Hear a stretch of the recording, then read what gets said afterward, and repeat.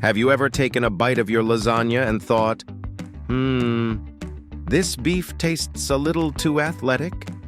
Well, back in 2013, millions of Europeans had that same disturbing realization, only to discover that their beef wasn't mooing.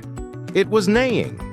Yep, the Great Horse Meat Scandal, a time when dinner tables across Europe became crime scenes of culinary confusion.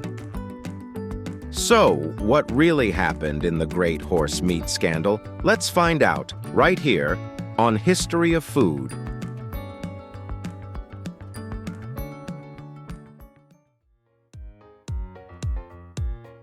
Now, before you imagine someone riding their dinner to work, let's clarify.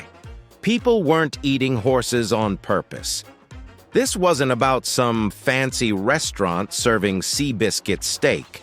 It was about deception, a full-blown international food fraud that exposed just how murky the meat industry could be. The story begins in early 2013, when the Food Safety Authority of Ireland, or FSAI, because acronyms make everything sound more official, decided to do a little routine check on processed meat products. You know, just to make sure that everything labeled as beef actually was beef. Because that's a fair expectation when you buy a burger, right? Except, it wasn't. Tests showed that some of these beef products, especially frozen burgers sold in supermarkets, contained up to 29% horse meat. In one case, nearly 1/3 of a burger wasn't cow at all. Imagine biting into your Big Mac and finding out it neighs. That's how bad it was. Ireland dropped the bombshell and suddenly Europe went into full-blown panic mode.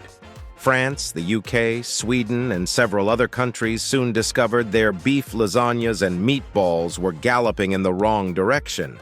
Supermarkets like Tesco, Aldi, and even IKEA scrambled to pull products off their shelves. But how did this even happen? Was someone out there secretly sprinkling horse into beef for fun? Well, not exactly. The truth was far less about a villainous chef and more about global meat supply chain chaos. The European meat industry is ridiculously complicated. Cows raised in one country, slaughtered in another, processed in a third, and packaged in a fourth, all before ending up in your supermarket freezer pretending to be local and wholesome. In this particular case, the problem traced back through a web of suppliers so tangled it could have been a Netflix thriller. French food company Culprit, which made ready meals like lasagna for brands like Findus, had been sourcing its meat from a company called Spanghero. But Spanghero wasn't the end of the line. They got their beef from a dealer in Cyprus, who got it from the Netherlands, who sourced it from Romania.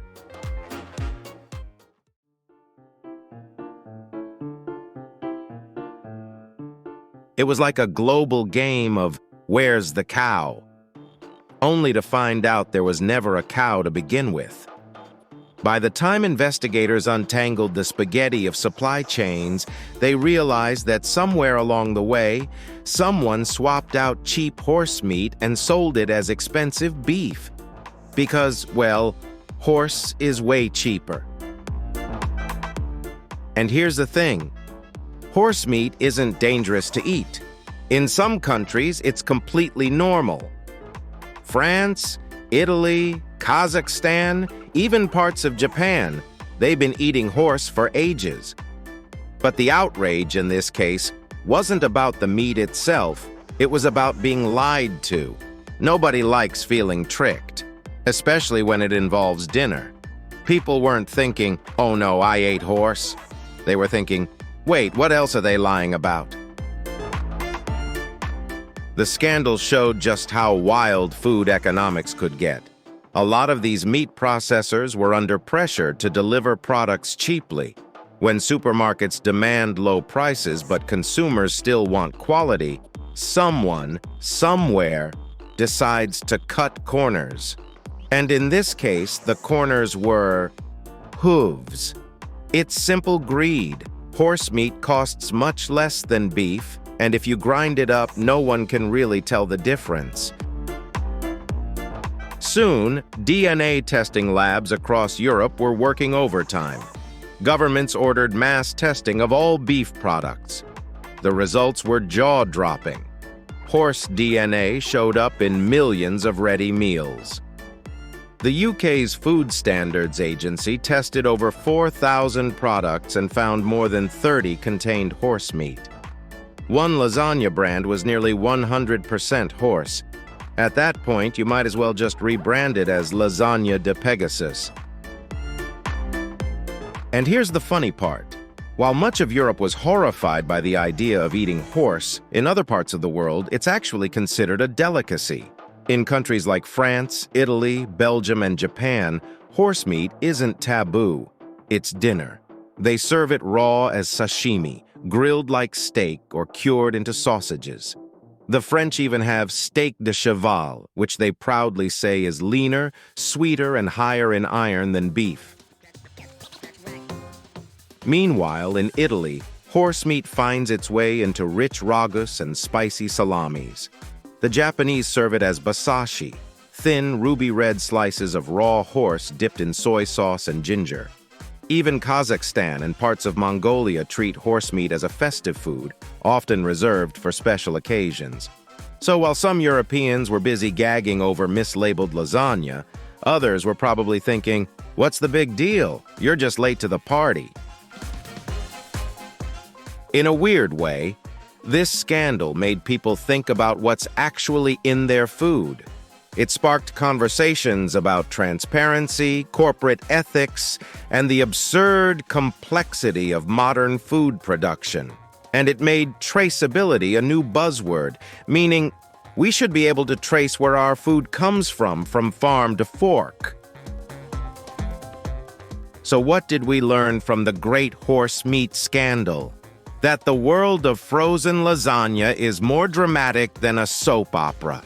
That DNA testing is more powerful than marketing.